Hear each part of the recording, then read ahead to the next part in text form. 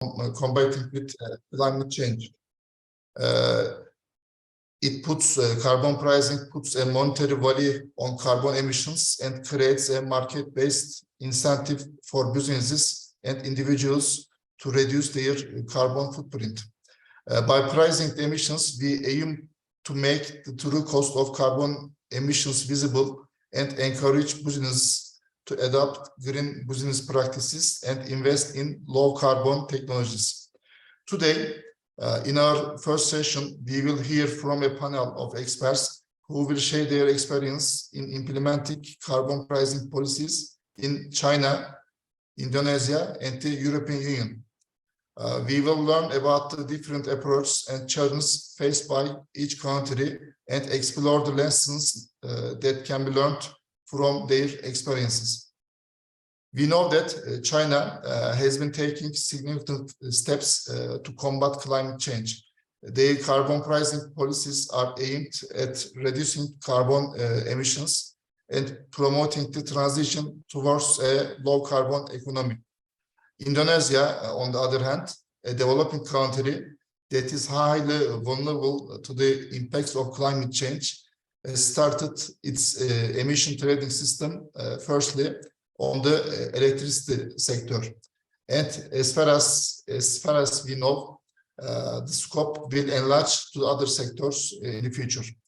And finally, the European Union, with its ambitious target of net zero emissions by 2050, has been at the forefront of global climate action. Their carbon pricing policies through the EU emission trading system have been instrumental in reducing carbon emissions in the energy and industry sectors, while also promoting investments in green technologies and innovation. And after this session, we'll be hearing from the experts from Latin America. We will learn implementation, lessons learned, and policy designs of Argentina, Mexico, and Chile in the next session, in the afternoon session, according to Turkish local time. Firstly, let me thank to the audience for joining us today in hearing international examples of carbon pricing policies. We have an exciting and informative discussion ahead of us. I am confident that the insights and experiences shared by our panelists today will help us all learn more about the benefits and challenges of implementing carbon pricing policies, as well as the transformative power of climate action. And also, I thank to the distinguished panelists for accepting our invitation, allowing us to organize this event and creating such a fruitful atmosphere. Here I finish my words, and I would like to give the floor Mr. Zhibin for the interesting discussions as a first session of our panel. Yes, Mr. Zhibin, floor is yours. Thank you, Mr. Morari. Thanks for organizing this wonderful panel. And good morning to our European participants and experts, and good afternoon to our Asian experts. I'm Zhibin Chen from ICAP. It's my honor to be the moderator of this first section to discuss carbon pricing in Asia and Europe. I would like to give you a brief introduction about ICAP. ICAP is the International Carbon Action Partnership. So it's an international forum for governments that already have implemented or plan to implement ETS. And we facilitate the communication between our government members and help them to summarize their experience and lessons learned and learn from each other. Besides that, we publish ETS research papers and guidebooks. We also organize capacity building activities for all the emerging economics to build their own carbon market or carbon pricing instrument. So our goal is to promote carbon market in more jurisdictions. And before we start, I would like to notice you that our panel discussion follows the Chatham House rule. For those who are not familiar with these rules, it means everyone who comes in this meeting is free to use the information from the discussion. but not allowed to reveal who make any particular comment. So for this, we can increase the openness of discussion, and everyone can speak what they really want to say. Yep. So let's start to talk about carbon pricing in general. And as countries and regions adopt increasingly stringent climate targets, policymakers ask more and more questions about what policy package can help them to achieve the emission reduction they promised. In order to move to a low carbon future and achieve our 2-degree goal, there are a lot of actions that are needed, including decarbonizing our electricity system, to build up electronic transportation system, and to build a low carbon industry system, and protect and enhance carbon sink, and protect our forests. So a lot of actions are needed. And to achieve this transition, there's we need to shift in investment pattern and behavior. So we need to change our need to change our innovation in technology, infrastructure, financing, and daily practice. So we need a lot of policies that reflecting the local customs, and we need this policy to create new economic opportunities and support all the citizens, ensure their daily life, their well-being. So what are these policies? And in many jurisdictions, carbon pricing is becoming a key policy and key driver of this low carbon transition. The cause of climate change issue is because carbon emission is free and unlimited before. The idea of carbon pricing is to set a cap to limit the total emission and let the emitter pay for the emission. So with this price, emission will be more and more expensive, and all the expensive low carbon technology will be relatively cheaper than before. So that's the idea of carbon pricing, and help these low carbon products become more and more competitive. So that's with this carbon pricing, we hope we can channel private capital flows, increasing awareness about mitigation, and encourage the creation of low carbon products and low carbon technology. And then we achieve our emission reduction target. And more companies and industries and investments, they are welcoming the carbon pricing policy from the government. And some of them even adapt or use an internal carbon price to guide their investment before their government really sets a mandatory carbon price. Even though we know it's becoming more and more popular, but we also should aware that carbon pricing cannot address all the complex drivers of climate change. So we also need regulations, standards, incentives, capacity building, tax, and all these different policy combined together. But still, carbon pricing can use the market mechanism to drive down emission and help increasing carbon ambition. So in ETS can provide a backstop to ensure that a policy package can achieve the climate goals. So even though we need a whole package, but carbon pricing is the major and most important policy right now. And there is an increasing number of jurisdictions using carbon pricing and implement plan, design, and implementation ETS in their own region.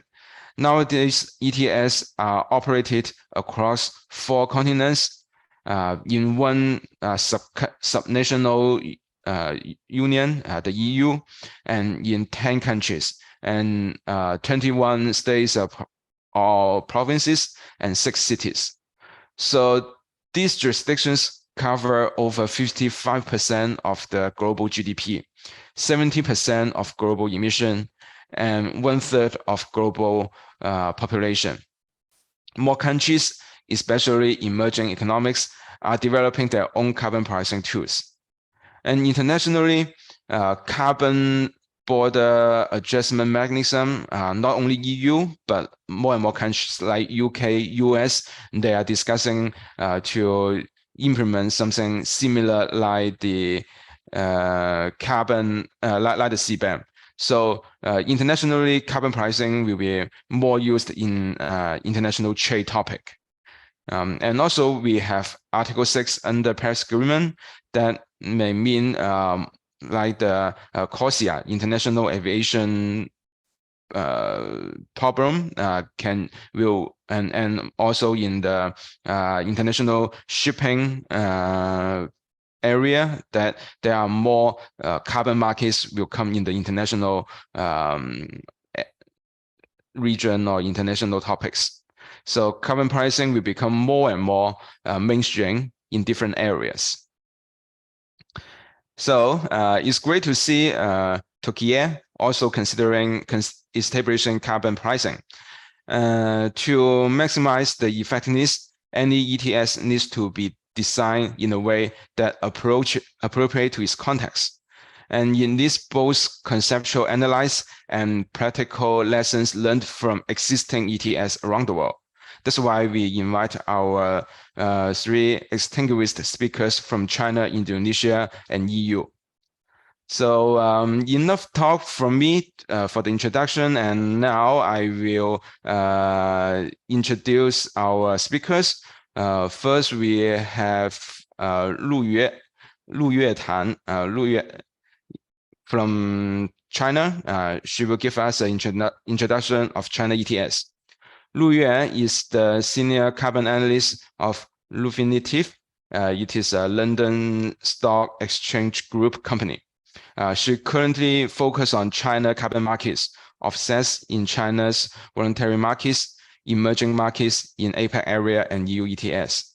She has professional experience in carbon pricing, carbon trading, climate change finance, and natural-based solutions. She also had experience in trading carbon trader company before, so she knows a lot of the China ETS. And we also have Paul Buta, Mr. Paul Buta from Indonesia, and he will give us a speech about ETS implementation in power generation sector in Indonesia. Paul has been involved in carbon markets since 2004, and through the involvement in some organization. Currently, he's active in supporting governments of Indonesia in the preparation of the regulatory framework on carbon pricing and designing the ETS for the power sector. He's also active in promote decarbonization in the power and in the industry sector in Indonesia. So Paul will give us more information about Indonesia later. And we also have Fabian Pocher. Mr. Fabian Pocher has been a civil servant at the EU Department for Climate Actions, and he works as part of the international relationship team since 2020. So Fabian works on climate-related bilateral relations with non-EU countries in the European and Eastern neighborhood area, such as Turkey. He's also coordinating a large cross-cutting climate diplomacy project for the EU Commission. And before this position, Fabian also has experience in developing EU's circular economic action plan and climate circular economic development files. So welcome to our distinguished speakers. And now let me give you the flow of this section. I will give the floor to our speakers. Each of them will give a speech to discuss the carbon market in their own jurisdiction. And then I will have the Q&A section. So if you have any questions to the speakers, please just type in the chat channel. I will correct these questions and deliver these questions to the speakers during the Q&A section. Thank you very much. And hi, Luyue. Hi, Zhibin. Thank you. I will now share screen. Yeah, please share screen and the floor is yours. Thank you. It's really a great pleasure to be here. Let me see how I can make it full screen though. Here we go. Thank you. So it is really my great pleasure to be here. I'm Senior Carbon Analyst of Refinitiv London Stock Exchange Group, as Zhibin has mentioned. And today the topic I would like to share would be market dynamics in the Chinese ETS. So actually Refinitiv was Point Carbon and also Thomson Reuters before, and we have been watching the market since the 2000s. I won't go through details, but we have been watching the markets quite for time. And today the main agenda from my side, I will share from three perspectives. One is the compliance markets, the ETS. So actually this year, 2023, it has been a decade for the pilots like launching from 2013. So we have 8 pilots plus 1 national market. And I will explain from a trader's or a carbon portfolio management perspective of how carbon emissions as energy commodities could help with climate change and untap the potentials. In the second part, because in the carbon world, there's actually another part called voluntary markets, and China has a unique case of linking this market with the compliance, and we'll discuss further. And the last part is how traders could help the future of these markets. So let's just jump into the first section. Every country has its own NDC, and China has its climate pledges. The 2030 and 2060, the climate neutral and the climate peak and climate neutrality is what the China like broader climate ambitions. And we're awaiting for the COP28 to see whether there will be new developments. And under this, we actually have a carbon neutrality plan called the 1+N policies, but we won't go through details today. And under this, actually, there is also the carbon markets as a carbon pricing tool. So China currently does not have carbon tax, but we have the markets. And in this timeline, you could see how this has developed. Well, now what the key focus and spotlight since 2021 was the national ETS. So regional are getting integrated with the power sector. And we're seeing how it's expanding until like reaching our goals. And this was actually the first year when it kicked off, and we took the photo at the Shanghai Environmental and Energy Exchange. So before we begin, I might have some inclusive data from Refinitiv because we have a specific app for carbon, and inside we cover different markets. And today we will mainly focus in the China market. So if you have more interest, you could also ask for details for the app. We have 2 flagship reports, and we'll also include how this will be for the actual market developments. One is year in review and survey, which we'll see here. So actually last year, it has been a really challenging year with the energy crisis and COVID, but we could see the overall market value change like increase in the market. So there has been some decrease in volumes. China in this part has not contributed that much due to EU ETS is the largest ETS in the world in terms of liquidity, but China is the largest ETS in terms of covered emissions. And though we have the power sector only, and the prices are not that ideal, but it has just started, so we wouldn't have that much pressure on the China ETS. So reviewing the China national ETS, actually from a commodities perspective, we only have spot CAs only, so we don't have futures compared with the EU ETS.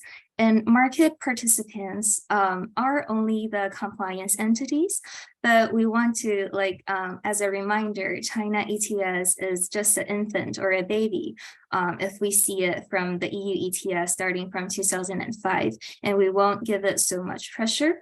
But we could see, like, for the last year in our year in review, the total market value has been 385 million euros. And there has been an increase of prices also. And actually, something I want to mention here is China ETS is a very unique tool. It is not only like a market tool, like from the carbon pricing perspective, but also a governmental tool linked with foreign policies. So China actually holds the struggle of growing economies, also battling COVID, and also as the Asia rising, one of the big economies, how it would shape the future of Asia has this pressure. But China is also unique because China have the big 5 power giants. This is not a very common case in the world, because all of these entities, the 2,000 entities, are actually working under the power, under the power committee, and all getting together to do this. And actually from our this chart, you could see in the future, actually there will be expansion in the market, though there are some challenges which I will introduce further on. And due to CBAM, we think there is a mirroring between the China markets and the EU markets. So in the second phase, we think aluminum, cement, and iron and steel will be in the future. And there are the other sectors here as well. So challenges in the survey part, actually, we have launched our survey last year and this year, but we haven't got to the results yet. It will be published this June, and we could send in more information when it is finished. So last year, we see some operational challenges, especially as you can see in here is the market data, the specialists lacking, and also the changes to the ETS design of balancing uncertainties. And also there has been the data frauds and data inaccuracies, which has been the challenges. However, it is also developing, and today we won't go through the main details of the policies because we're looking at how the price changes of the market and how it's helping the emissions. Actually, in the China case, we have seen it has been a really big challenge to incentivize the compliance market participants. What we have been trying to do since the start of the national ETS is training the market participants who did not trade in the pilots to let them understand that ETS as a carbon pricing tool, which is not a tax, is actually helping them in the transitional way. It is not getting them to pay all the polluting, like getting the permits, but giving them time. If you are clean, you will be incentivized and getting free allowances, and which you could develop more sustainably. However, if you are not doing your job to being clean, you will be punished and maybe kicked out of the sector. So actually, it is a win-win situation if you could better understand the game and the rules. However, the lack of the law, which we have been expecting from 2021 for the interim regulations, has not yet been published. And we have seen some developments in the allocation plan, which this year there will be the compliance, and also the CCER is what we have been awaiting. However, furthermore, if we see from our data, the carbon ETS has some characteristics which is quite unique in the commodities world, because it is not oil and gas, which has solid products, which we cannot really see, and the borrowing and banking does not need fees. There is some of the characteristics like volumes could surge before the compliance. It is more policy related. There has been some listed and OTC transactions, which once is done online and one is done bilateral. So the OTC mainly like more companies could trade in between, and large entities in the China, like the Chinese power companies would prefer OTCs. One is due to because they could integralize in their carbon trading strategies within the entities from their different entities. And the other thing is currently we don't have the transactional prices, and this could give them better. Also, as you can see here, which is the latest data of April, we also have a monthly report for the China markets each month. The pilot ETS is a different story, the regional ones from the China ETS, and different pilots have their different compliance timeline, but prices could reach like as high as more than 15 euros in the historical size, like Beijing, topping 20 euros things, and which is higher than the national ETS, and better liquidity like the Guangdong pilot, which we could expect for the national ETS when it's growing. And if you would like to learn more, you could also go to our Icon app. There are more information. And now we go to the second section due to time limitation, is how the voluntary carbon markets are growing in line with the compliance markets, and how this is helping China with the sustainable growth and its climate ambitions. So to begin with, something to clarify is China has a national scheme, which is quite unique in the world. It is governmental for the voluntary side, but it's also linked with China ETS. It's called CCER, Chinese Certified Emission Reductions. And the other part is called local offsets, which is more regional, and some of them are governmental, and some of them are just like booming things. So what you could see is also from the GBA, the Greater Bay Area, which could be some emerging markets. The CCER linked with the Chinese compliance market is a really hot topic. There is a squeezed market in now because the supply is limited, and we're awaiting its relaunch this year. And another thing to watch is how this market will be integrated with the green power and green certificates. And there has been a boom in the market of the offsets, because banks, funds, securities, and insurances who are not the compliance entities want to enter the market, and they want to play a role in the sustainable finance investments, so they could actually start from some parts of the offset market. Other thing is due to the Article 6, there could be some linkage between the Chinese and the global markets. And in this chart, you could see in the April how these transactions been. Actually, the volumes have been decreasing, but we will watch how it will be after the restart. Last but not least, something I really wanted to highlight is the underestimated role of the carbon traders.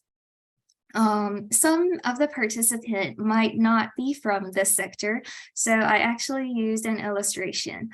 China's carbon neutrality, China's carbon markets, and carbon finance is actually 3 different sectors currently, but we wish it would integrate to switching from the general climate ambition.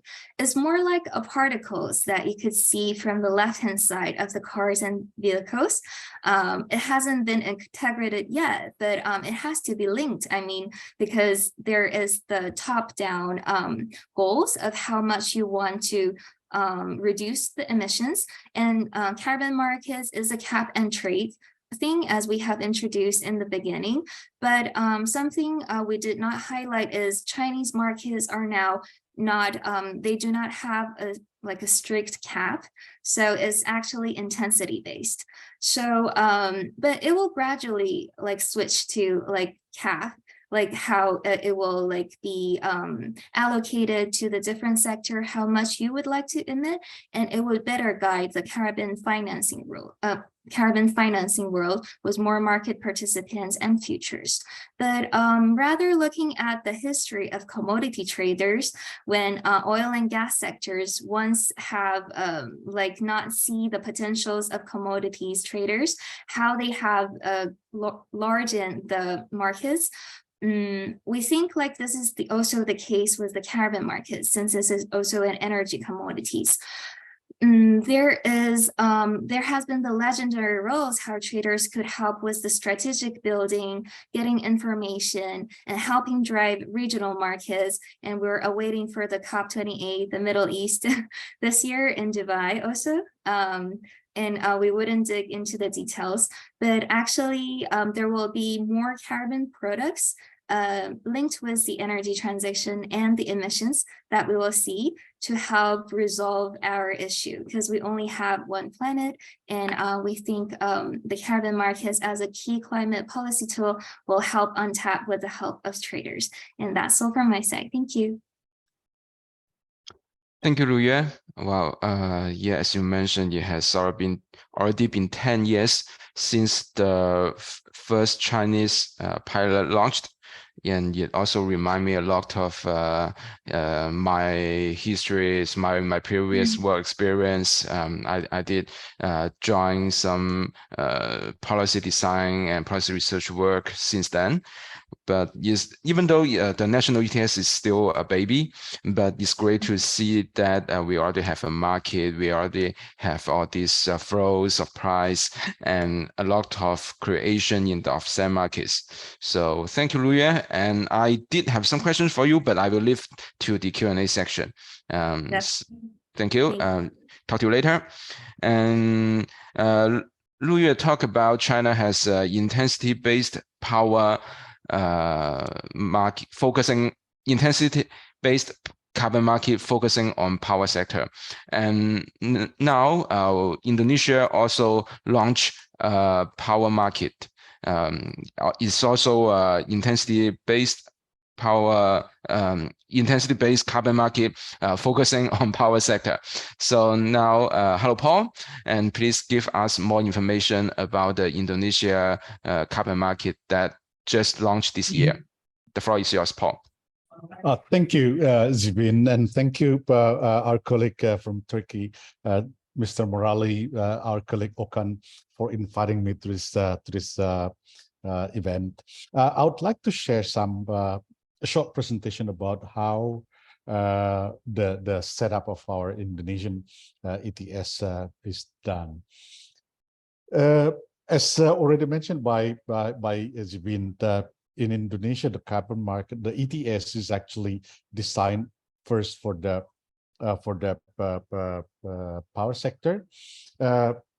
Indonesia has committed to reduce emissions by 31.89% under the 31.89% below the business as usual scenario with domestic resources. Then with the international support, then it could be increased to 43.2. The market mechanism was first actually in the intended NDC of Indonesia that has been submitted to UNFCCC, and then after the government has issued presidential regulation by 2021 before the COP in Glasgow, and then after that we have several regulations. Government has several regulation issues.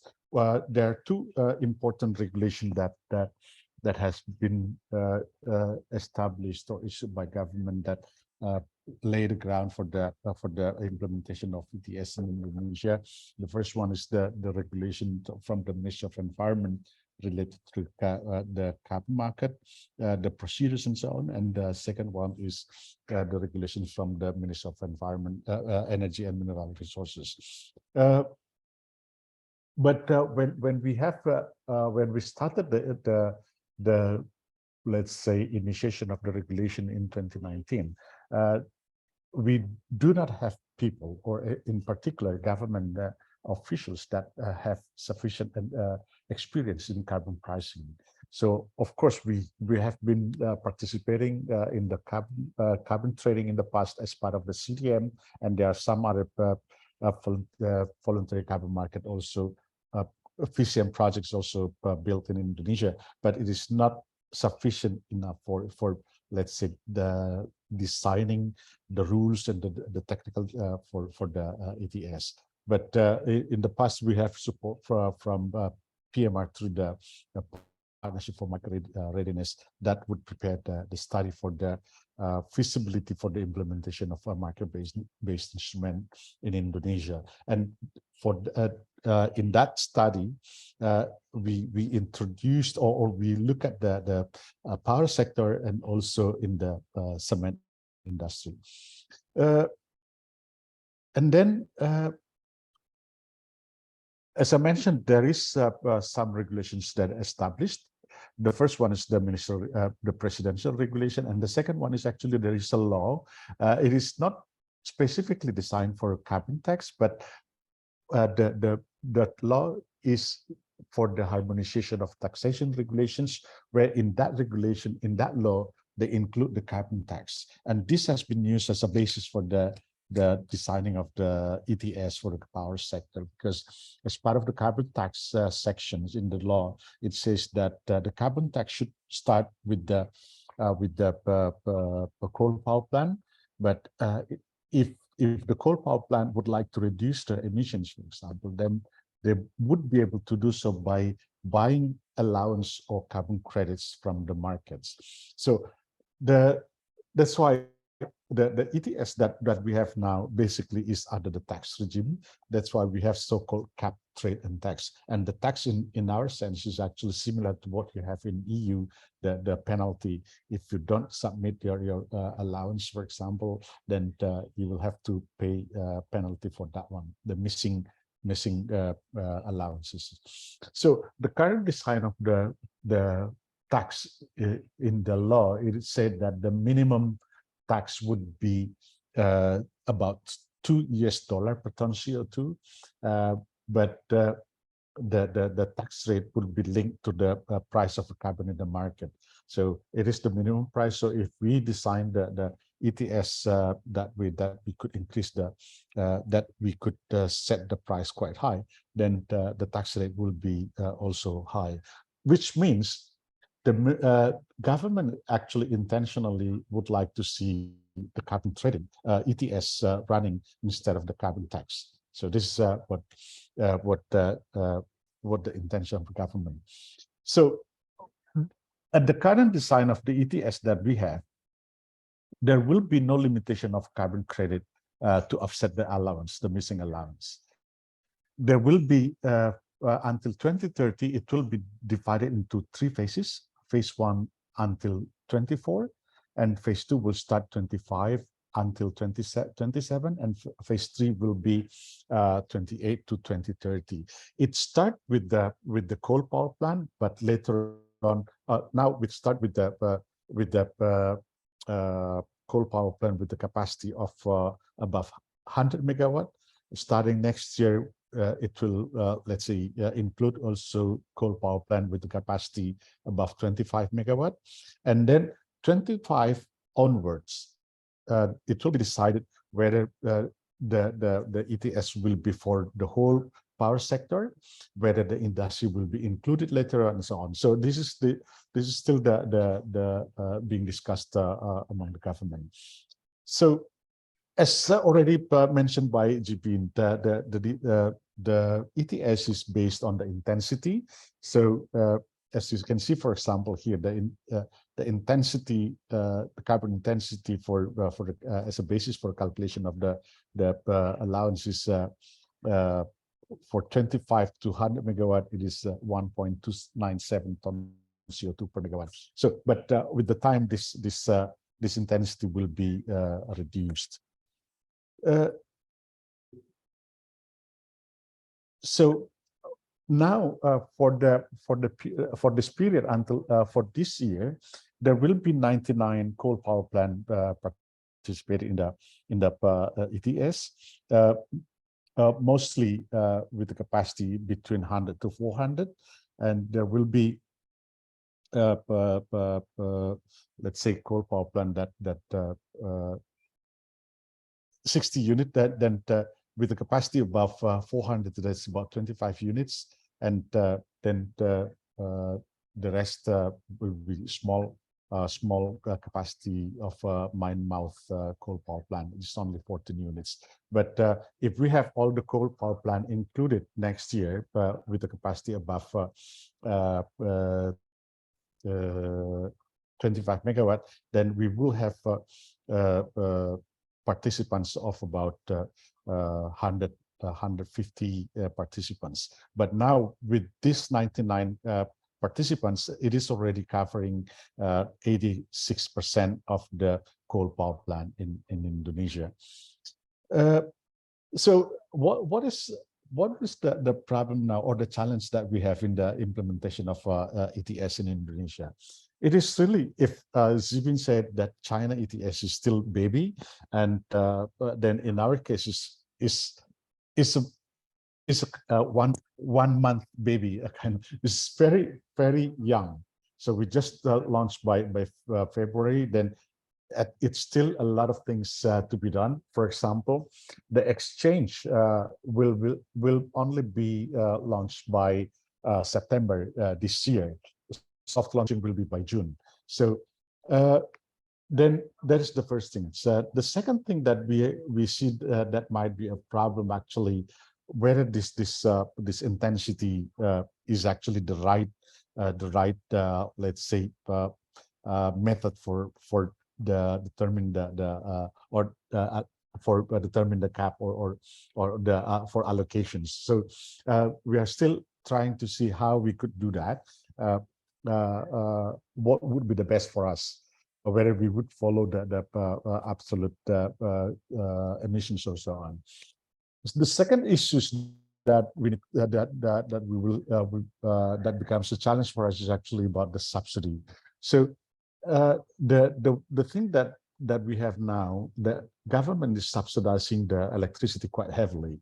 If you see, for example, the total subsidy that has been spent by government in Indonesian rupiah last year is about 59.8 billion. That's about $4 billion for electricity only. So the problem is, if the cap would be set too tight, and if there is no 100% free allowance, then it means that the cost of the let's say the cost of the additional cost of operation due to the obligation of the coal power plant to buy or to offset their emissions to meet their obligation might be put into the government budget. The reason is because in the PPA, the power purchase agreement, it says that if there is a government force majeure that caused the increase in the cost of a coal power plant, then the cost would be passed through to the government, and which means if we tighten the cap, reduce the free allowance, then the cost to the coal power plant will be increased, and this become a problem to the government right now. So, and then in the domestic carbon market that we have now, there is let's say intention from the government, especially this is not for the ETS, but it's carbon trading for carbon trading in general. If there is, for example, a carbon project developed by private, and then the carbon credit will have to be used for meeting NDC target first before selling it internationally or doing corresponding adjustment. This could become become problem to the investors, and because they might not be willing to invest in project if they don't know when they could sell the carbon credits. And then we have already set up a kind of domestic crediting mechanism, but in our case, for example, the domestic crediting mechanism is still not following the international acceptable methodology.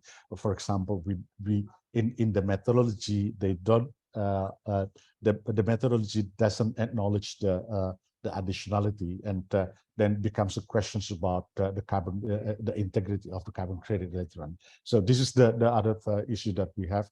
And then the last point is actually how we want to expand the to other industry. It is not defined yet which sector will be prioritized after the power sectors. So this will be more or less the challenge that we have in the ETS. But as said, we are still new. A lot of things have still need to be learned from others, especially from countries that have already more established ETS and carbon trading in general. So again, thank you very much for your attention. Thank you.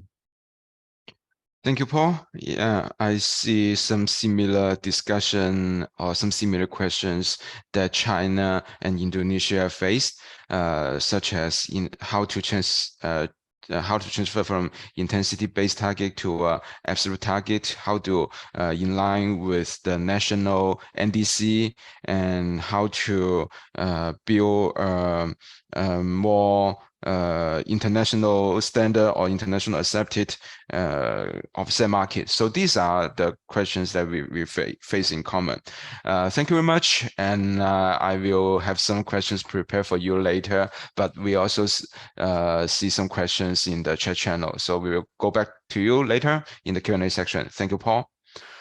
And now we have Fabian. Hi, Fabian. Thanks. Thank you for coming. And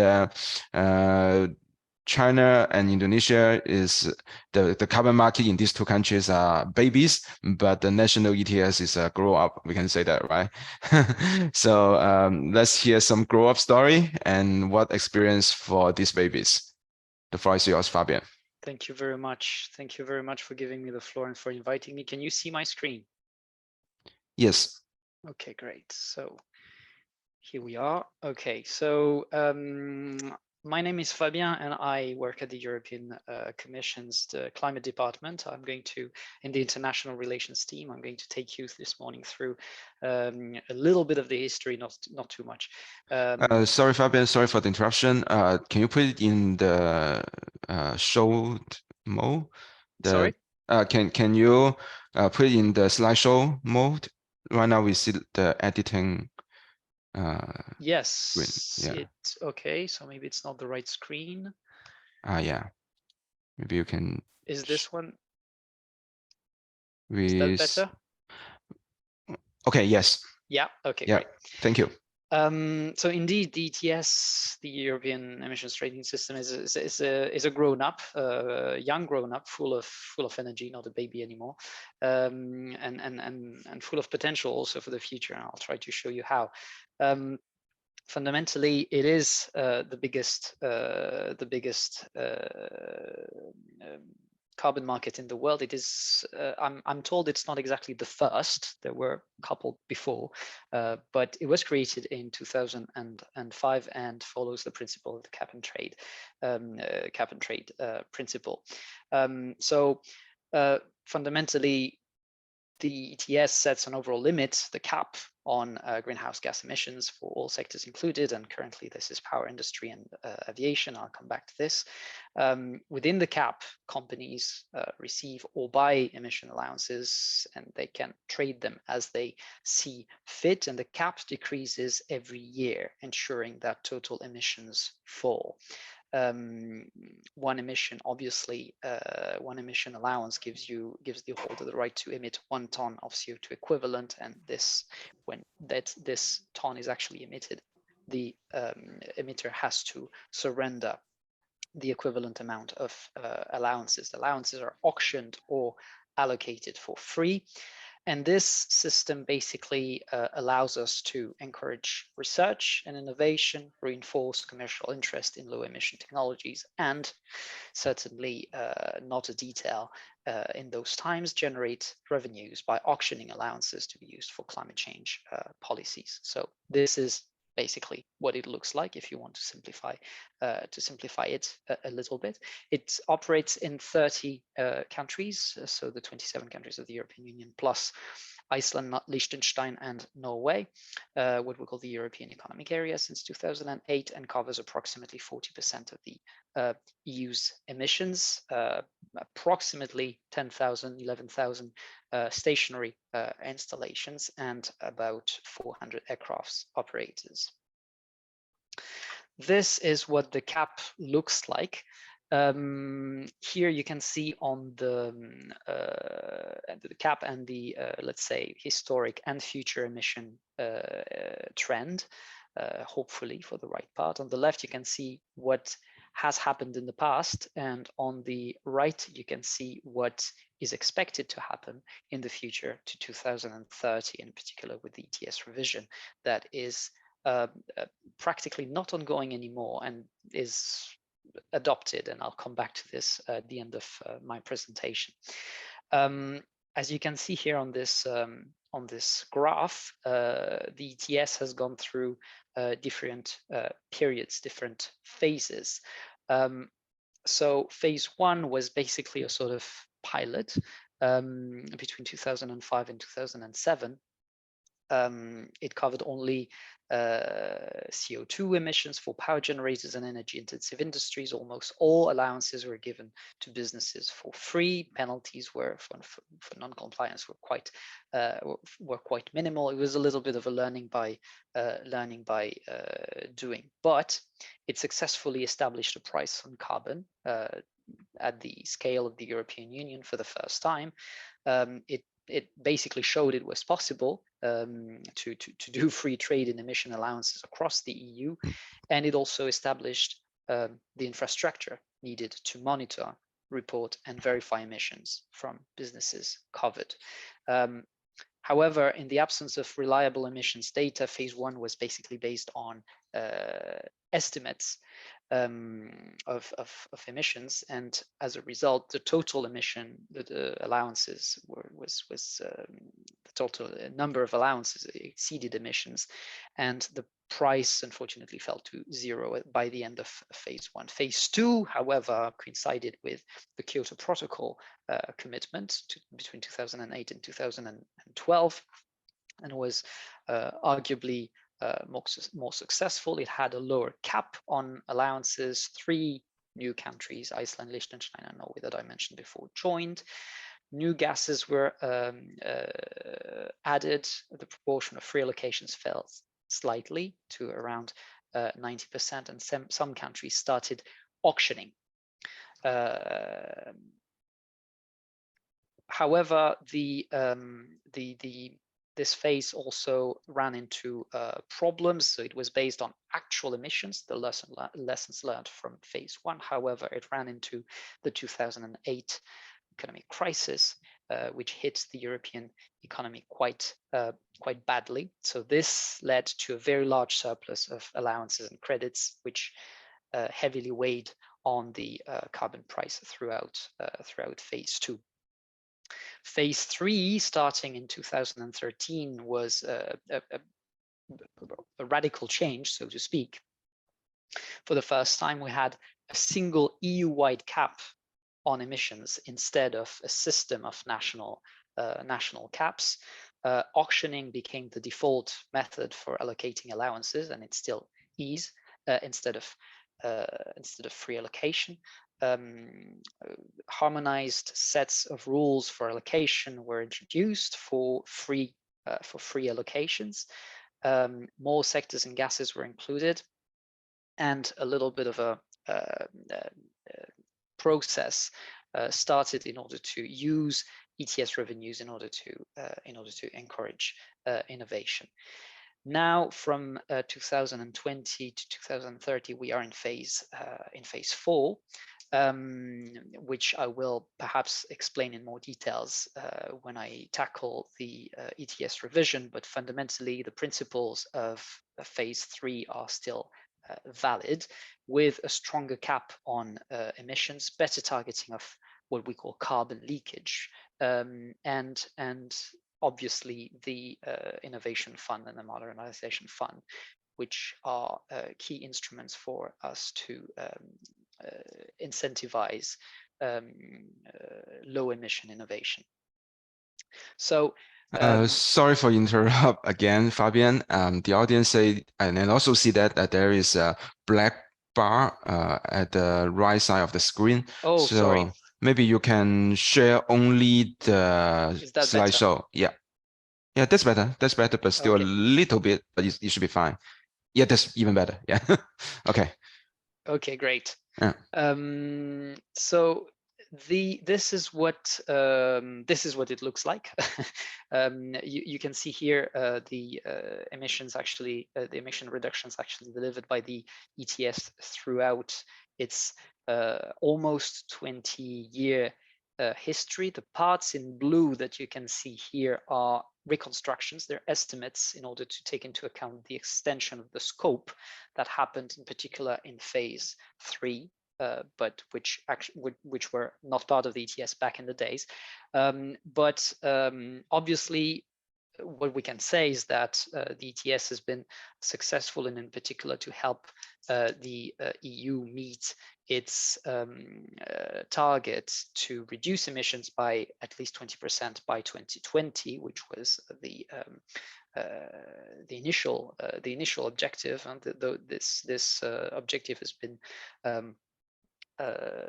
exceeded because we are more about at about 32% if you exclude the UK, and 34% if you include the UK, with or without Brexit. Of course,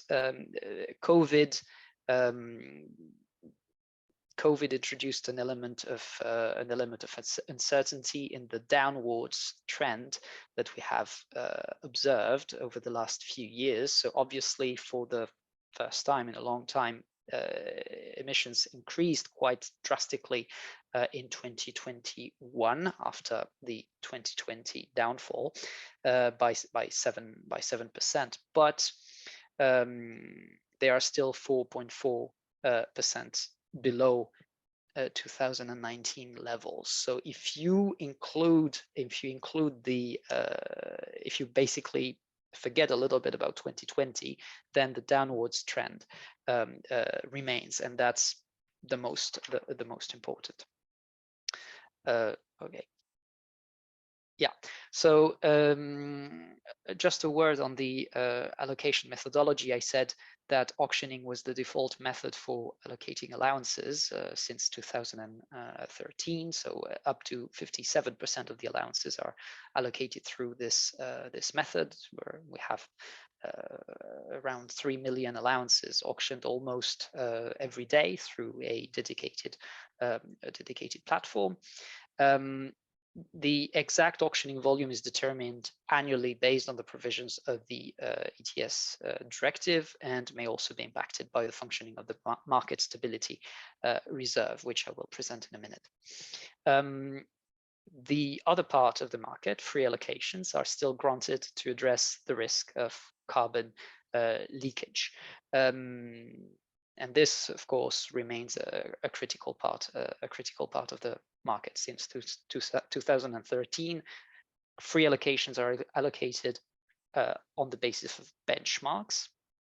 Benchmarks are basically the performance of the 10% best performers of the market. Those are considered as the leading ones, and the rest of the market, the pace of the rest of the market for that specific sector is based on that.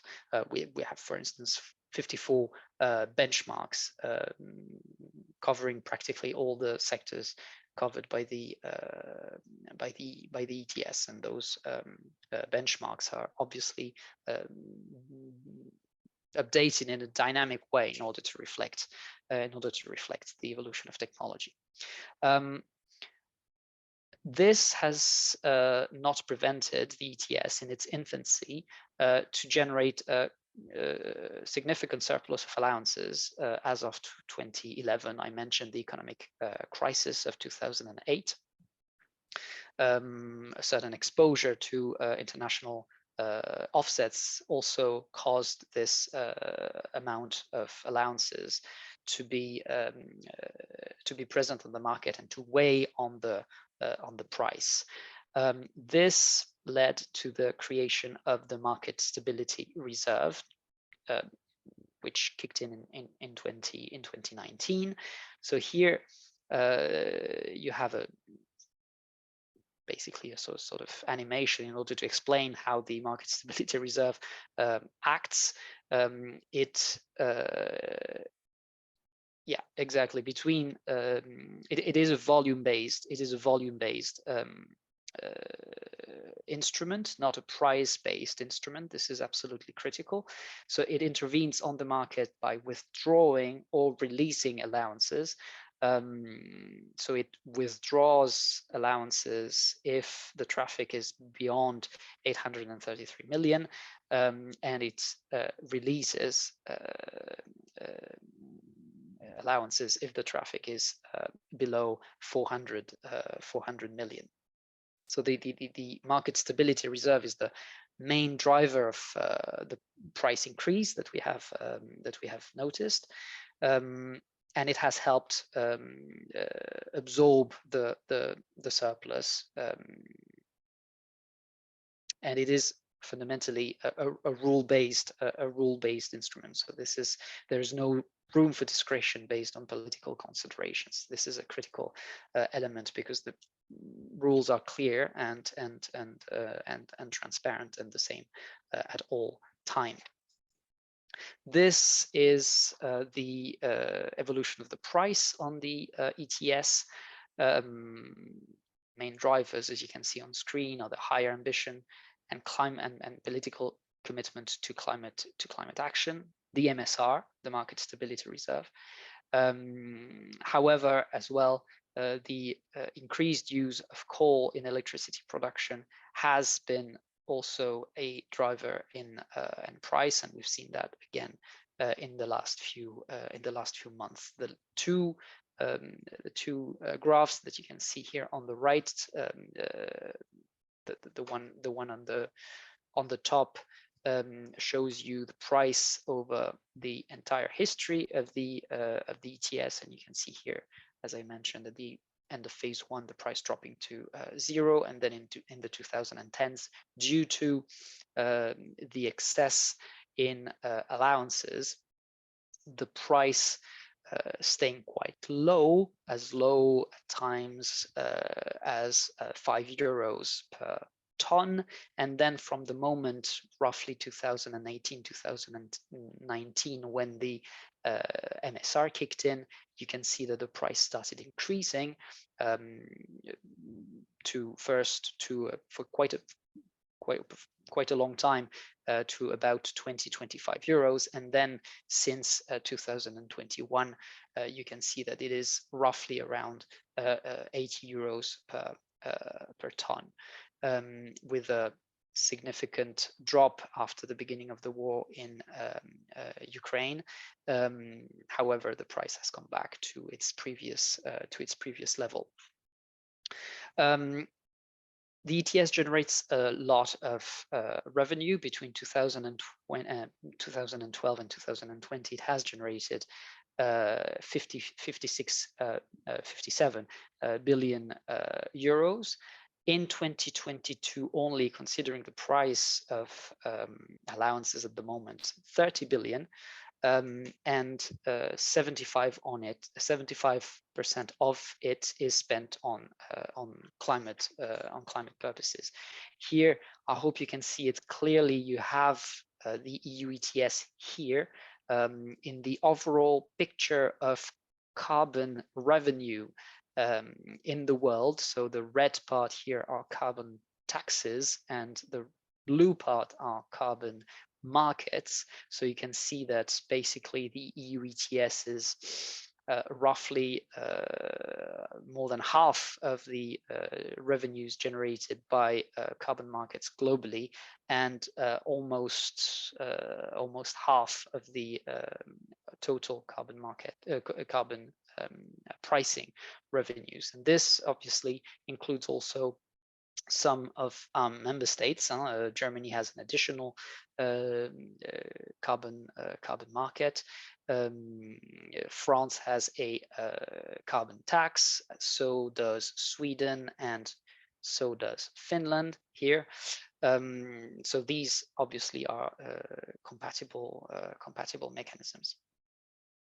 Just a word on the Innovation Fund and the Modernization Fund. These are funded precisely through the ETS. The Innovation Fund is call-based. It is one of the largest funding programs for demonstration of innovative low-emission technologies in the world, targeting the sectors that you can see here on the right. The Modernization Fund, also fed through the ETS, aims at supporting 10 lower income EU member states, mostly from Central and Eastern Europe, in their transition to climate neutrality. You probably know that the EU is targeting climate neutrality by 2050, and has been the first geopolitical actor in the world to do that back in 2018. This has entailed a revision of our NDC to make sure that our 2030 target was in line with this climate neutrality objective. So we have shifted our NDC to at least minus 40% compared to 1990, to at least minus 55%. This means that the ETS has to adjust, because the ETS is the cornerstone of our climate policy. So we need to update the cap. We need to address risks of carbon leakage as the climate ambition of the EU goes up. We need to review the market stability reserve, and we need to address also, a little bit like the risk of carbon leakage, we need to address distributional impacts, in particular in the social sphere. So this has led to what we call in our jargon the Fit for 55 package, for those of you who are familiar with it. And in particular, within this overhaul of our climate policies, a major revision of the ETS with an increased, you have here the main outcome of the negotiations between member states and parliament here on the right of the screen, with basically the new target for ETS emission reductions by 2030, shifting from minus 43 to minus 62%. So that's obviously an increased cap and an increased yearly reduction factor for emission. You can see here that we are basically shifting from a previous 2.2%, minus 2.2% every year, to eventually in 2028, minus 4.4% every year. The ETS is also going broader. It is extended to shipping. The market stability reserve is strengthened, and its functioning is also made smoother. Revenue use is improved, with hopefully more targeted support for in particular for the Innovation Fund. Benchmarks that I mentioned before for the allocation of free allocations, which remain except for CBAM sectors, and I'll come to that in a minute. Benchmarks can be qualitatively and quantitatively adjusted in a more dynamic way, and also in line with the cap. Of course, a major evolution, a major development is the introduction of the carbon border adjustment mechanism, which is a carbon leakage management instrument. So logically, free allocations need to be removed from the ETS for those sectors that are covered by the carbon border adjustment mechanism. So there is a calendar over 9 years to do that between 2026 and 2034. But for sectors that are not affected by the carbon border adjustment mechanism, free allocations remain. Last but certainly not least, a major development is the creation of a second ETS, a separate one for road transport and buildings, that basically is targeting emissions that were addressed through another piece of legislation before, and that will now be the object of carbon trading as well, not at the level of end consumers, but at the level of fuel distributors, basically. And in order to address distributional effects, the creation of a social climate fund that will be fed through this second ETS. This is already quite a bit of information, so I think I'll stop here because I overshot my time. But of course, I'm happy to take questions. Thank you very much. Thank you, Fabian. Well, thanks for your introduction of the EU ETS history. We see as any other policies, when you design a new policy for the market to influence price, there will be different, you will face a lot of problems and you need to solve them one by one. So we call this process learning by doing procedure. And now it's great to see EU ETS has already a big impact on the fossil fuel industry and putting a high price on all these carbon intensity products and electricity. So and also generate a lot of funds to decarbonize the industry and to support the vulnerable small business or just citizens. So it's a good example is that the example that all emerging economics like China, like India are learning from, and hope the EU experience can also be inspiring for the Turkey ETS in the future. So yeah, thank you all for your speeches. And we already have some questions for you in the chat box, but I will use my moderator privilege to ask each of you a question first. So hi, Luyue, are you still here? Yes. Hi.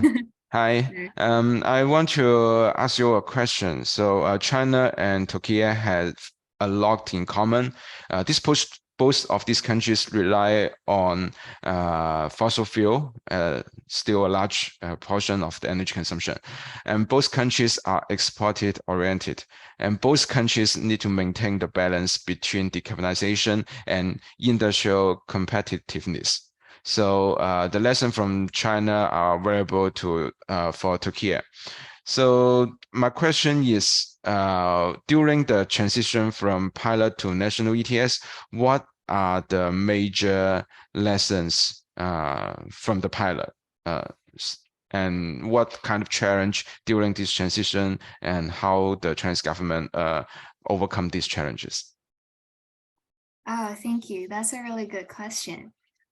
So from my perspective, because I was actually in part of designing one pilot, I did not mention but was erased in the end. So it's quite challenging. Now we see 8 pilots, like 8 compliance ETS for the pilots, but actually there were more like options. So in China, the hierarchy is local governments, regional, they submit their will, like having a pilot to the MEE, the Ministry of Environment and Ecology. And before that, it was also a provincial level for under their ministries in the region.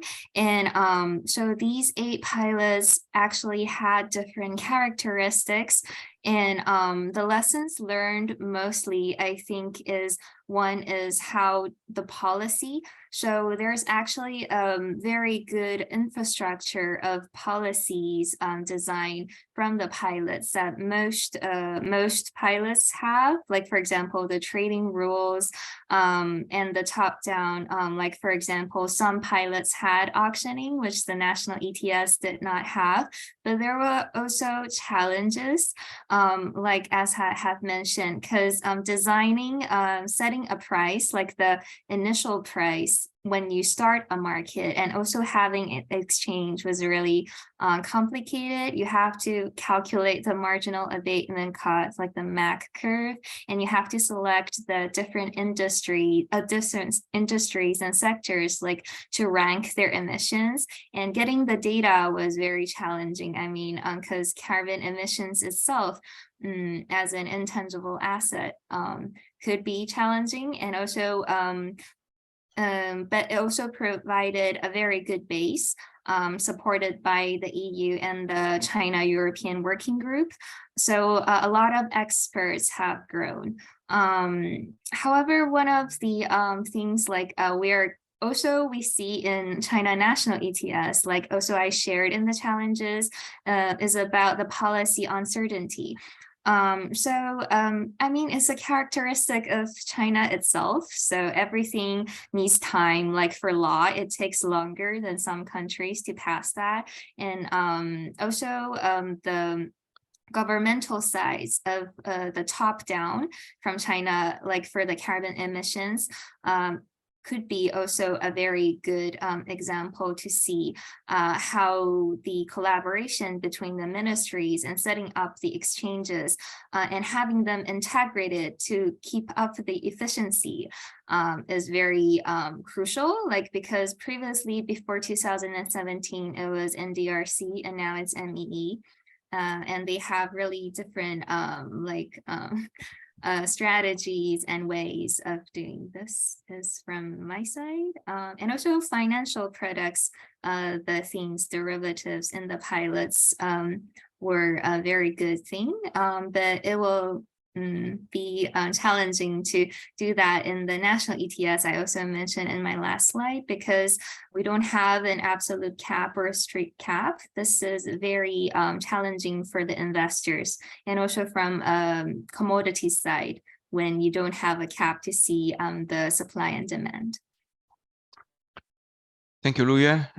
Yeah, I like you point out the data question, the legal question, and also the financial difficulties that we are facing.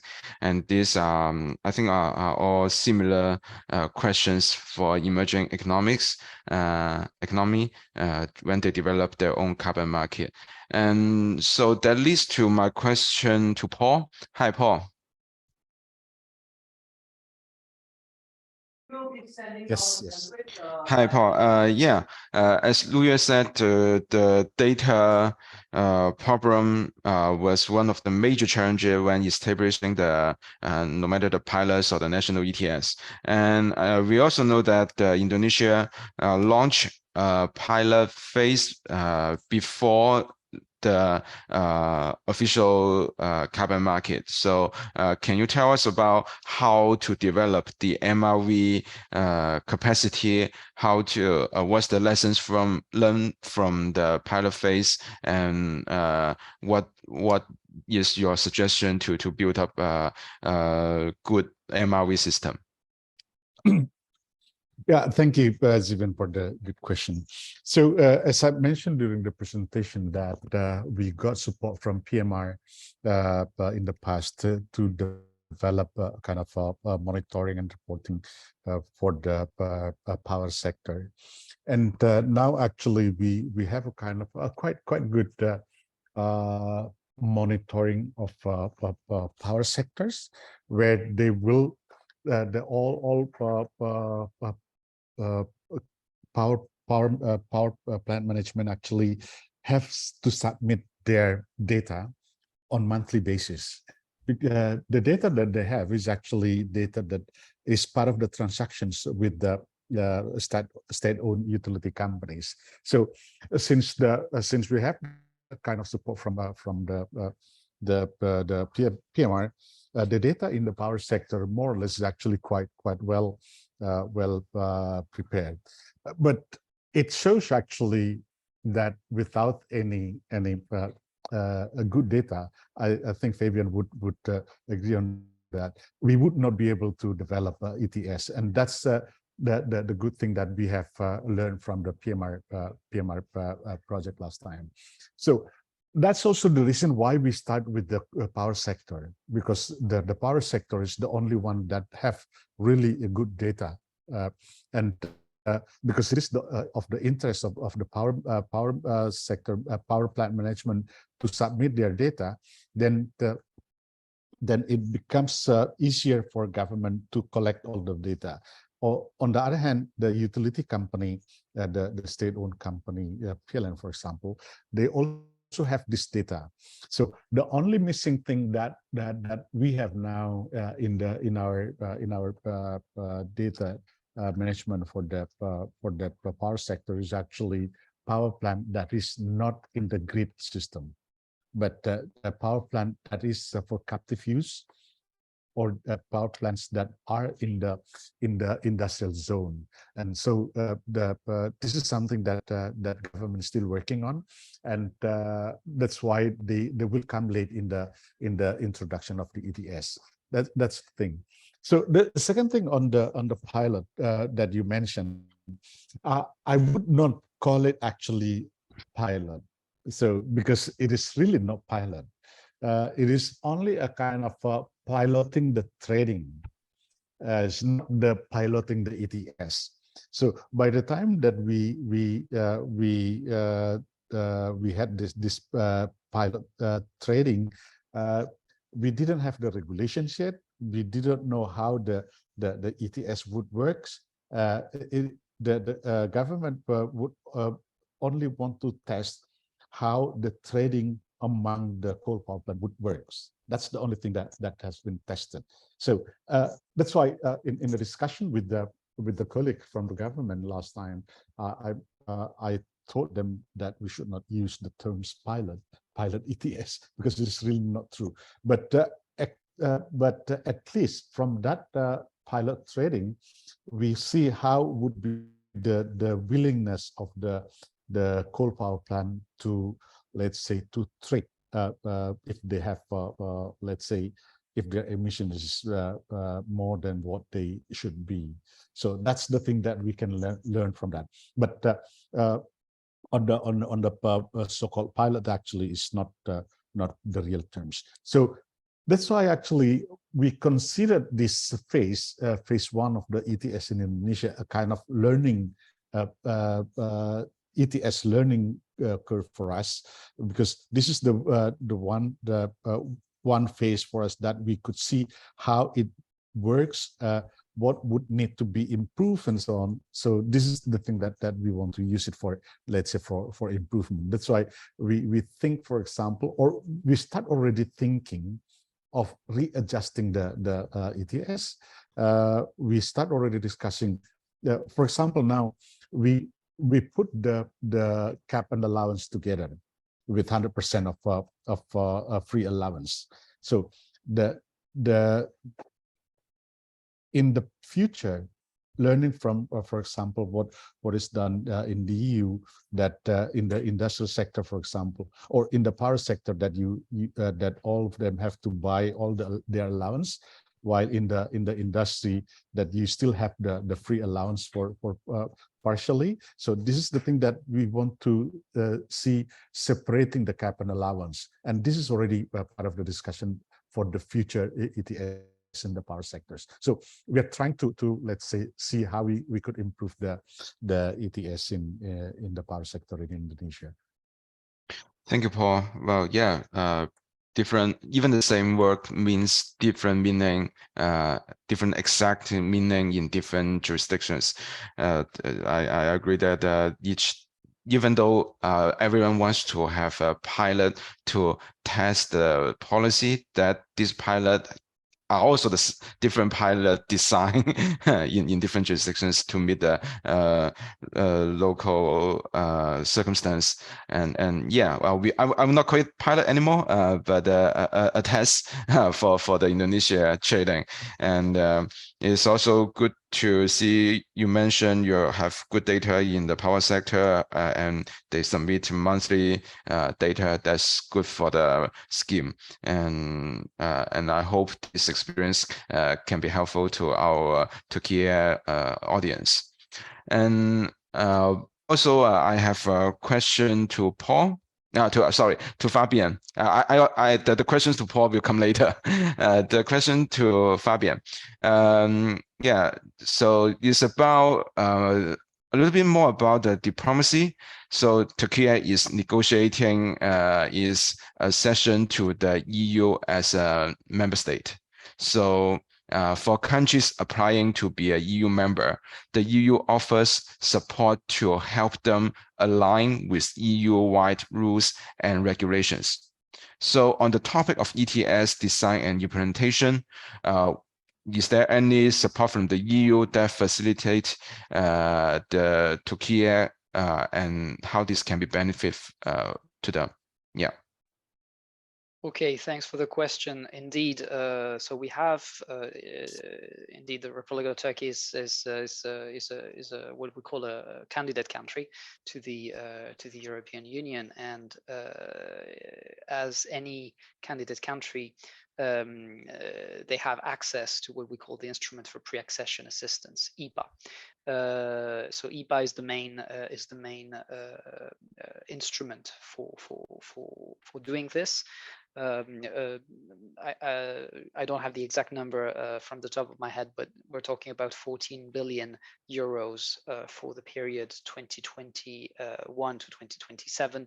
So this is roughly what is available, and indeed, as part of the IPA programming, the transition to the green economy in general and the alignment with EU internal domestic climate legislation is indeed a priority. So in this framework, the Republic of Turkey has indeed benefited from several IPA projects in the past, and will again in the future. So I think there's a little bit of information that I can't disclose here because processes are ongoing. But indeed, this is an absolute priority for the IPA programming. And on top of this, colleagues from the climate change presidency were here, when was it, 2 weeks ago, in Brussels, within what we have labeled the high-level dialogue on climate with the European Union, which has a very active leg on carbon pricing, and we're very happy to see this cooperation flourishing as we come closer to indeed that critical moment when a Turkish ETS pilot will be established and then aligned with EU standards. So this is, as you rightly point out, absolutely critical and very promising for the future.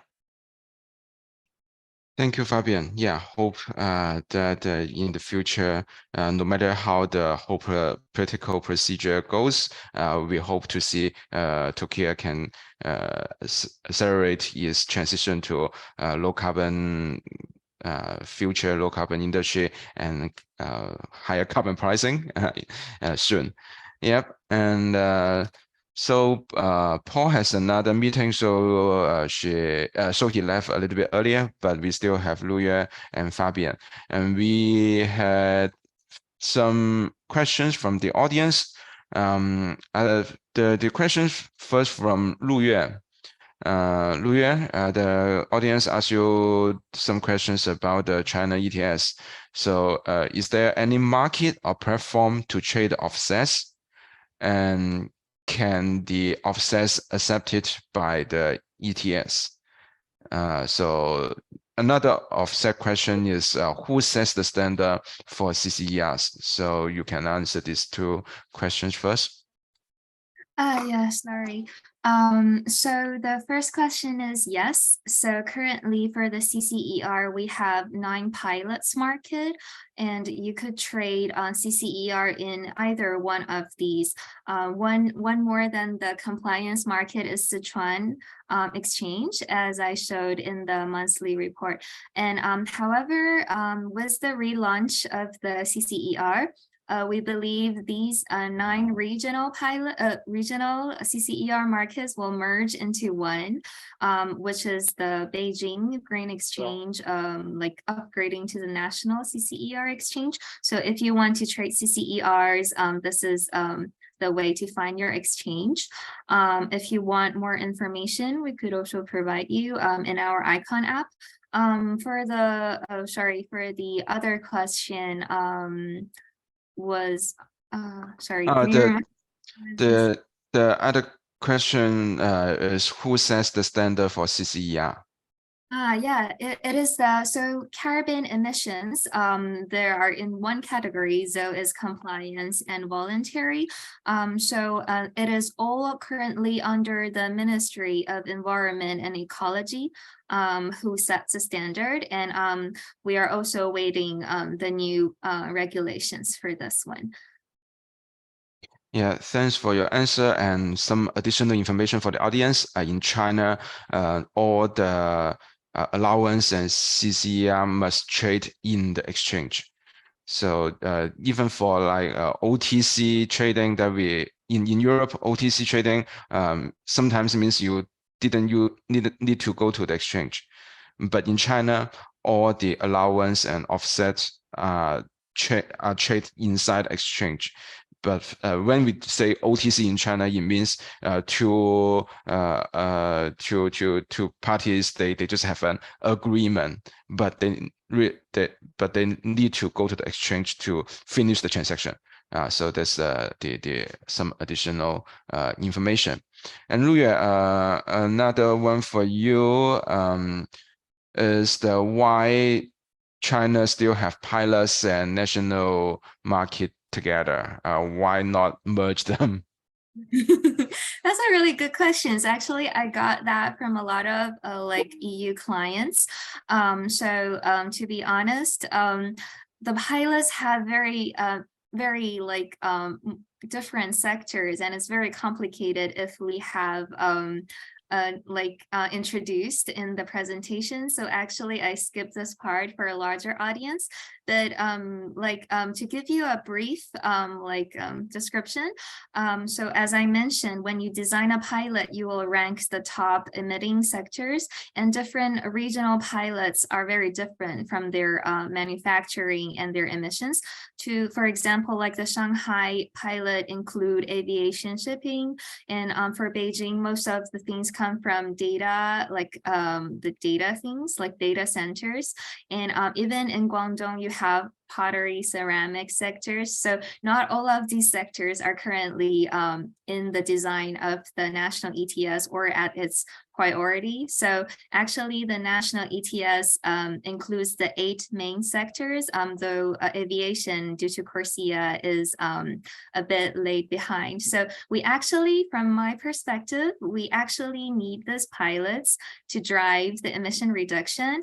But officially, as I drew in the timeline, And previously, there has been an notice like from the market designer after 2025, when the 8 sectors in China have all been expanded in the national ETS, the pilots will gradually phase out, so no pilots.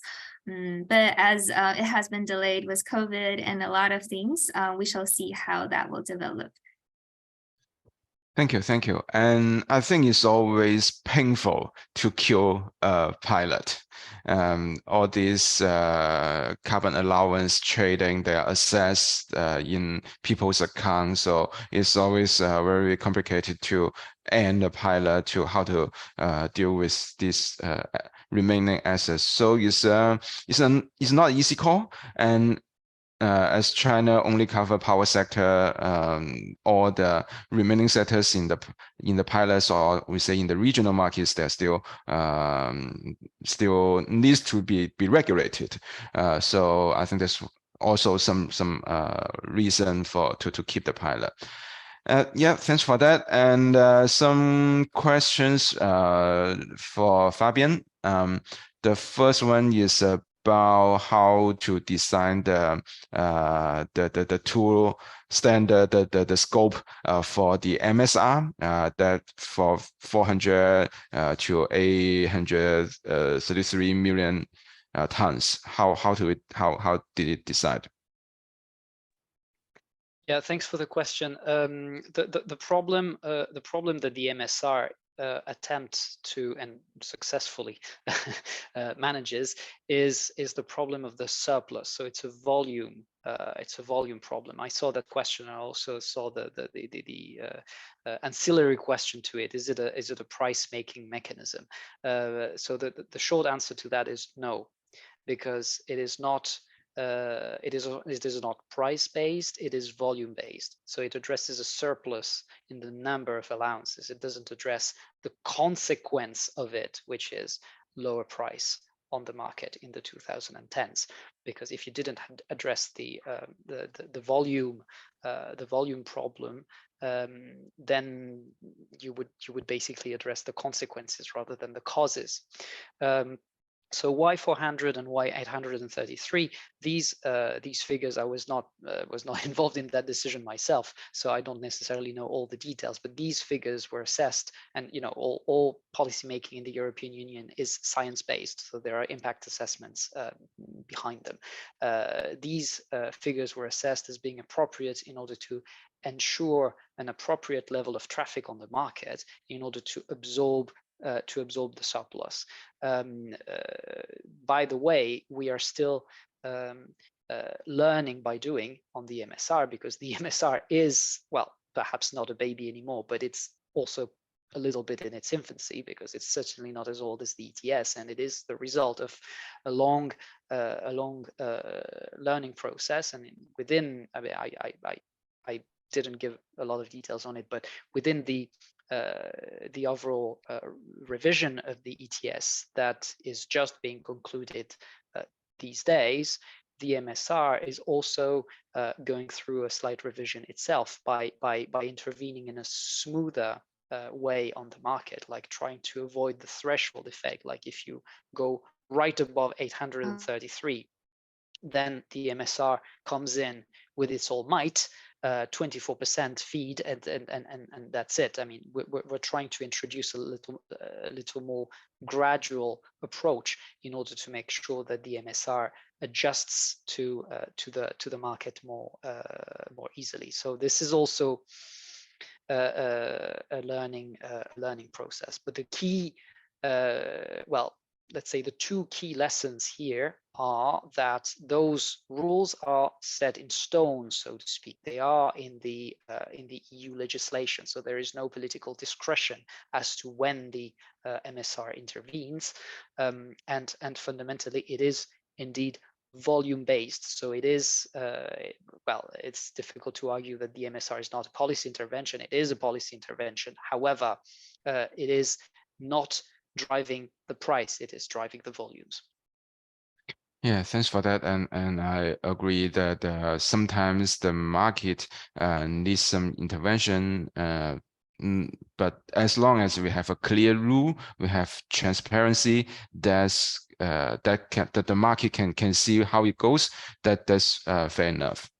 And another question to you, Fabian, is some audience sent to me directly, but you can see I post it here, and you ask what sectors exactly covered by UETS. I assume that's the question. And maybe this audience come from the electronic home appliance sector. So he asked, will the scope span to this electronic home appliance sector? Not to my knowledge. We're talking about power. We're talking about industry. We're talking about fundamentally industrial stationary installations, that are above 20 megawatt. So that's the threshold. We're also talking about aviation, and that's since 2012. And with the ETS revision, we're now talking about shipping. A critical part of the equation, however, in this regard, is that industrial installations that are below 20 megawatts will be covered by the second ETS that I mentioned right at the end of my presentation. So but with precisely, it will be a separate ETS with slightly different rules. So in that case, the price on the second ETS, on ETS2, what we call ETS2, will not necessarily be the same as the price on ETS1. So yeah, I could try to retrieve the exact list of sectors that are covered by the ETS if this person wants more details. Yeah, and I think you can always find this information in the DG Klima's website, and also electronic home appliance sector is like a manufacturer. It is.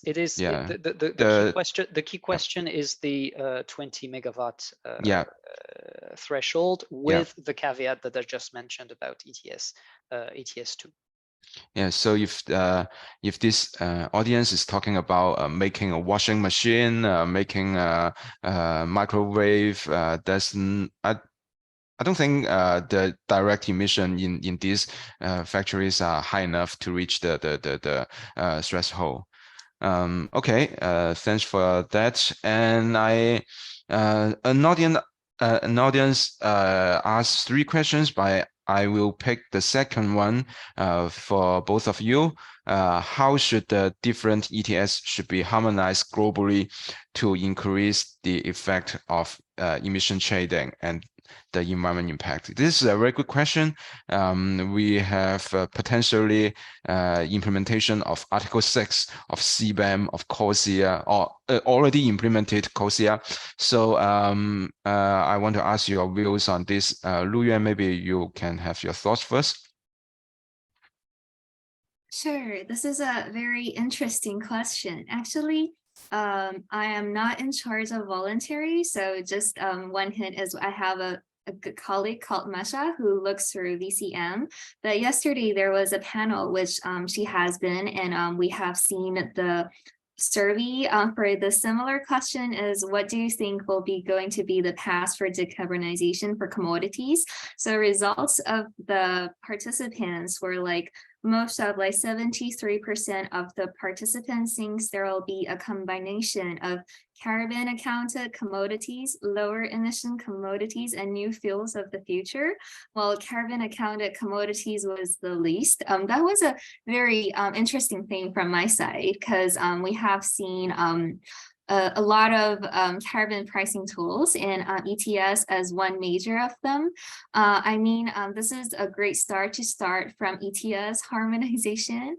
But from my point of view, linking the ETS itself is very hard from the scene of experience, like California, Quebec, or Switzerland with the EU ETS itself.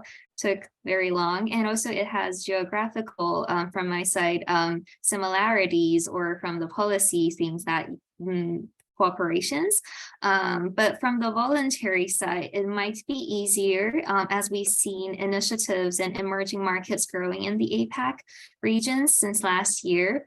And also how to see, like this year for COP, the CACings for the corresponding adjustments where between countries could admit, and also whether, like China, whether the compliance markets will have their own national schemes of voluntary inside, will make a very good step forward for the standardizations and giving confidence in the market, which has been around VCM these days, and will be a good issue. But I think like in the future, compliance market in the world would in a way collaborate to solve with more national ambition. And also I think EU has a very challenging for the reductions of their own emissions in the futures for the removal credits that most like Fabian might mention.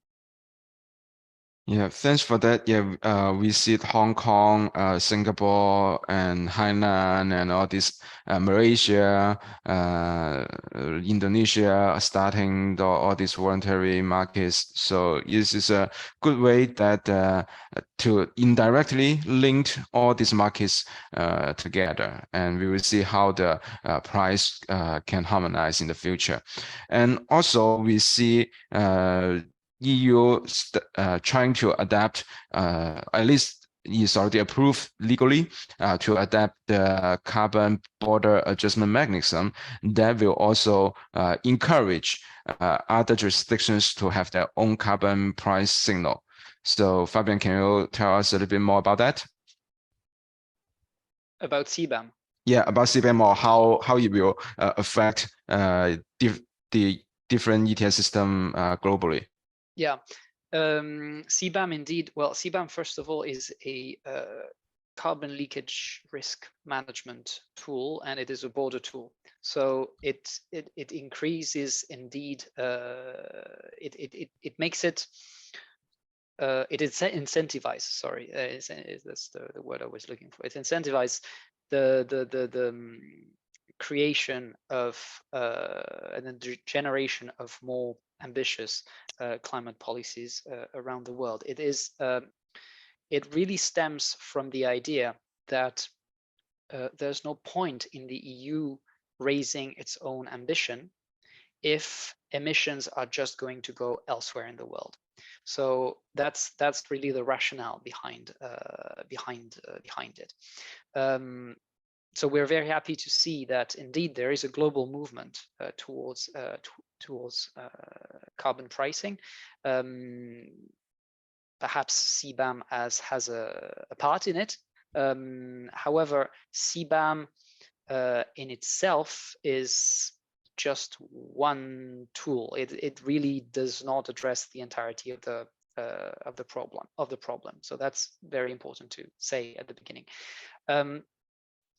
So CBAM will enter in its full force in 2026. So there will be a transitional period between 2023, October 2023, and the end of 2025, during which data will be collected. And then from 2026 on, it will gradually enter into force. So the adjustment to be paid at the border, at the EU border, will gradually increase.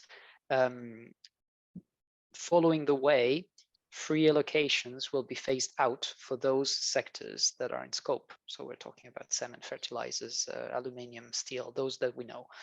So this is how it's going to work.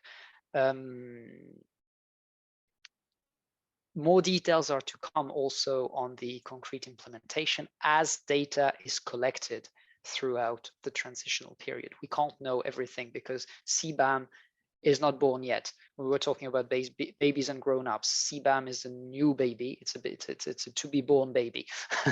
So a lot, as we were discussing with Paul and with Luyue, a lot will come from data collection and with what we learn from this data. And based on this, we will be able to indeed adjust the mechanism before it enters into its full force in 2026.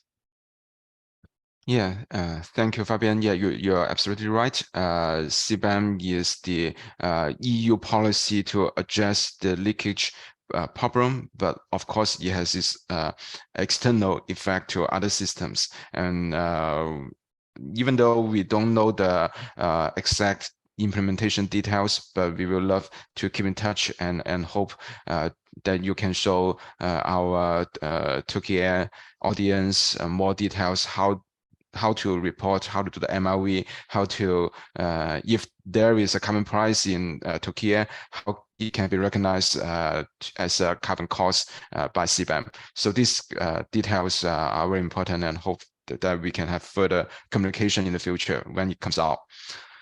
Okay, I think we finished almost all the questions from the audience, but I still have a lot of other questions that I want to discuss with our speakers, but we don't have much time for today. So I would like to thank our distinguished speakers for their insightful presentations and willingness to share their expertise. And also, I want to thank our audience for their active engagement in this discussion.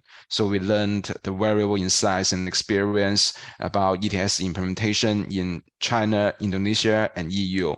And so we see when there are some common principles, common structure of ETS, but each jurisdiction needs different approaches and different detailed policy design in its own jurisdiction for its own situation. So in closing, let us remember that development of ETS is always learning by doing, and let's continue our communication and learn from each other in the future. Thank you all. And Okan will give some words. Thank you, Zhibin. Thank you for your amazing moderation, and also considering the Turkish context in your questions. And also special thanks to Fabian, Luyue, and Paul. And also we thank to the audience joining us to hear this fruitful discussion, and see you. And to the audience, we will have another session in 2 p.m. in Turkish time. So we will be here 2 hours later, and thank you again. Thank you. I wish you all have a good rest of the day. Bye-bye. Bye. Thank you very much. Teşekkürler.